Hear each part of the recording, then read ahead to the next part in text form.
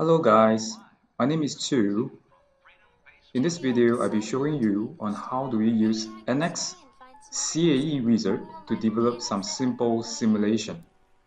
So based on the case study I have on the right side here, we'll try to build a simple simulation. So on the right side here, we can see that this is a simple geometry, which is a cantilever beam. And this cantilever beam is fixed to the wall on one end, and on the other end it is applied with a downwards force of 5,000 Newton. So based on this simple geometry, we have a theoretical calculations for the maximum bending stress, which is equals to m multiplied with y and divided by I. So we are not going to go deep into the formulas, and so you can see we're just interested to know the final values, and we're trying to use the NX Stress Wizard to verify this value here. So now, without further ado, let's move on to this interface on the left side. We're going to create the simple geometry here, so we will be clicking on the new button and choose a working directory as such, which I'm okay, and click OK here. I will first of all build the 3D geometry using the block command. For example, the length of the cantilever is 1728. The width probably is not probably, but we will need to choose the exact figure, 120 and 60. So we'll be putting 60 here and click OK, and this will be the simple geometry. So now let's move on to the CAE application by using the Stress Wizard, which is located if you know, this is the resource bar. So on the resource bar there is a process studio. Click on that button and we can see that there is an NX CAE Stress Wizard here. So we'll be clicking on this button here to trigger the wizard. So this will be the file for the wizard. For example, it's a sim1 at the working directory as such. Click OK and the wizard is now shown as such. So the first step, select a solid model from the graphic window. This will define the geometry that we are interested to do the simulation. So let's click this geometry, click Next to proceed. Second step, click on choose a load type. So we'll be choosing a force load type rather than the others, such as torque, pressure, and bearing, and others. So just click on the force button. We will be defining the force onto the face rather than on the edge or point. So we'll be choosing this face here and choose either one of the face and click Next. And the force magnitude that are acting on this face will be 5,000 according to the case study and pointing downwards. So we need to continue and define the vector in the negative z direction. So we will be choosing this one and click the reverse the direction here. Now the direction is correct. So click Next to accept the changes. So you can see here the loading condition has been defined and we are well to proceed. Click Next to proceed, and we are now doing the constraint. So we will need to define a fixing constraint to fix the other end to the wall, assuming the wall does not move at all. So we will be creating a fixed constraint. Click on the Fix button here, and we will be selecting the face, which is this face. Click Next to accept the setting, and we can see that the definition has been defined. So we are ready to go to the next step. Click Next. And we will need to define the material for the geometry. So there is a very interesting question here. Why does the material has anything to do with the stress value? So if you look into the formula here, M refers to the internal moment, which has nothing to do with the material. Y has nothing to do with the material as well. There are something to do with the geometry, and also I has nothing to do with the material. So theoretically, the material has nothing to do with the stress value. However, we will be still needing to insert the material definition because the material governs the displacement. Because the material definition has the modulus Young to govern the displacement, and also the Poisson ratio, which gives the transversals and the longitudinal relationship of the product. So you can look into the Google for more on the Poisson ratio. So to prove to you that if I'm using a steel material, I will be getting a value which is very close to 120. And also if I use a plastic material, I will be also getting a very similar result. So let's say I'm choosing plastic now, for example, ABS. And we'll do this experiment myself. If you have more time, you can try to do with other materials such as a steel material, and you try to see how accurate this can be. So let's move on to the next steps. So the element size is to discretize the geometry or any, for example, in this case, a simple block, discretize it into many points and many elements. So if you have a smaller element size, you will have more elements. If you have larger element size, you will have smaller quantity of elements. And if you have more elements, that means you will be more accurate. However, the drawbacks will be you will need more time to solve the problem. So what is the suitable element size? You can click on the button here, and this wizard will give you a good approximation with a high level of confidence that the element suggested will give you a good result.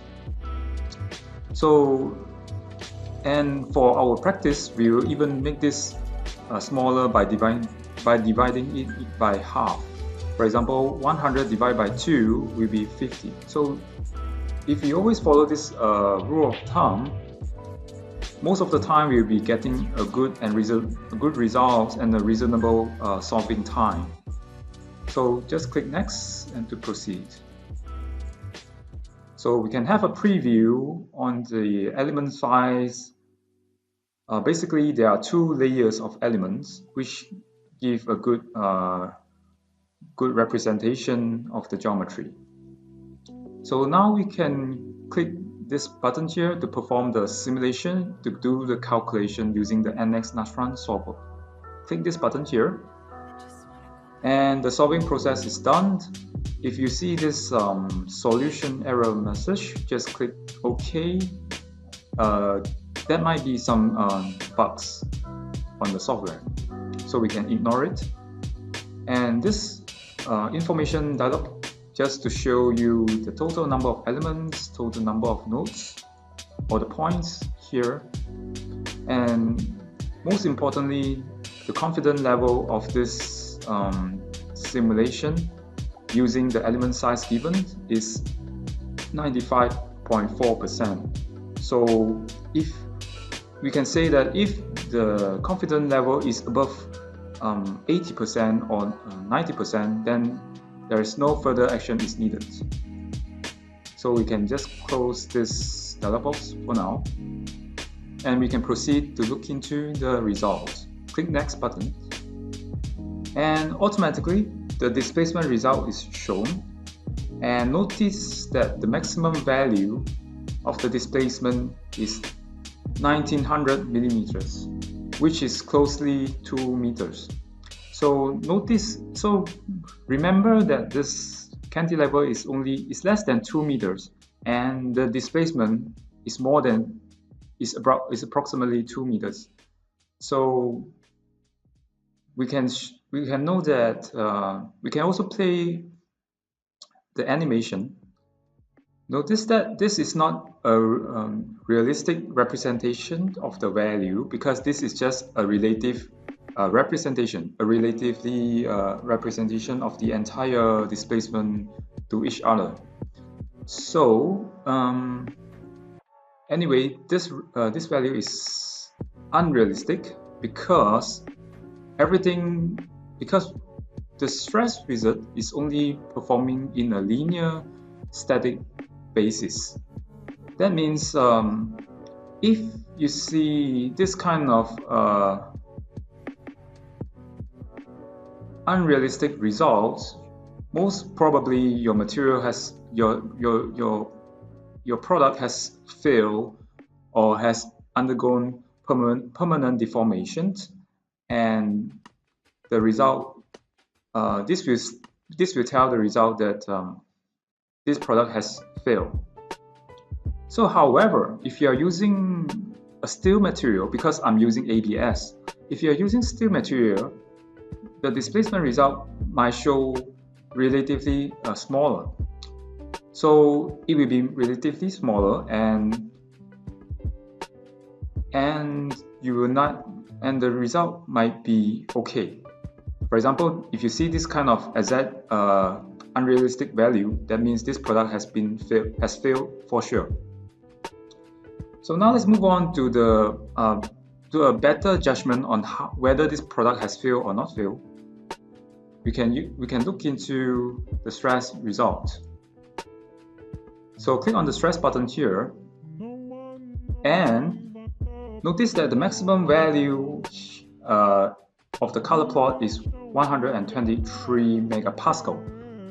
So, and this is how close it is to the theoretical value. So what is the theoretical value?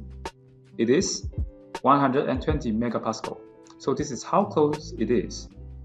And by doing this kind of verification studies, this will give us the confidence that we need, what we try to present to our boss here is actually accurate, and it's not just a piece of colorful representation. So, however, how do we justify whether the product has failed or the product has not failed? If we are using ABS, so ABS, the yield strength of the ABS material is probably like 20 megapascal to 30 or 40 megapascal. This value is already over 30 or 40 megapascal, and therefore we can say that if the cantilever is made out of ABS, it will fail according to the result, because the maximum result is 123. However, if we are using steel material, the yield strength of steel material is, let's give it an example, 250 megapascal. So 250 megapascal, 123 is well below that value, and we can say that if the cantilever is made out of steel, then the cantilever will survive the loading. So this is a very straightforward relationship, and you can find out, this will give us very good insight on how do we compare different material by only looking to the stress result. So let's say what is the scenario, what is the result if the cantilever is made out of a third material, for example aluminium. So you will need to find out the yield strength of aluminium, and you can directly compare the yield strength of the aluminium to the value of 120 here, and you don't need to run the simulation at all, because the simulation has to be run only once, and the stress value is always approximate to the theoretical value. So if you are kind of confused of what I'm trying to say here, not to worry. If you are not sure whether to rerun or the simulation to get a different result based on different material, you just do it. For example, if you are not sure what is the result of aluminium, just run the simulation using aluminium. If you are not sure what is the result of a steel, just run the simulation using steel. This will give you a better experience. So let us move on to the next one. Unfortunately, here the safety factor does not reflect the actual safety factor. So we can just ignore the safety factor button here and click next. At the same time, you can click on the display report button here to generate an automatic report without the images. However, if you want to have the images incorporate into the HTML report, you will need to just click create image here and then click on the display report again, and this time the pictures are shown. However, the pictures are not very helpful because you cannot see the wordings and the pictures are not good. So probably it is good to do the screen capture manually to capture all the text and also the values, the pictures, to have a better presentation. For now, I'll just close the report and click next. So I can save the report here. Click on the save button here to save this result into my working directory. Click OK and click finish. So whenever I would like to refer back to my previous simulation, I can try to go to my directory again and open the sim file again. So that's it for this simple video. I hope you enjoyed. Thank you very much.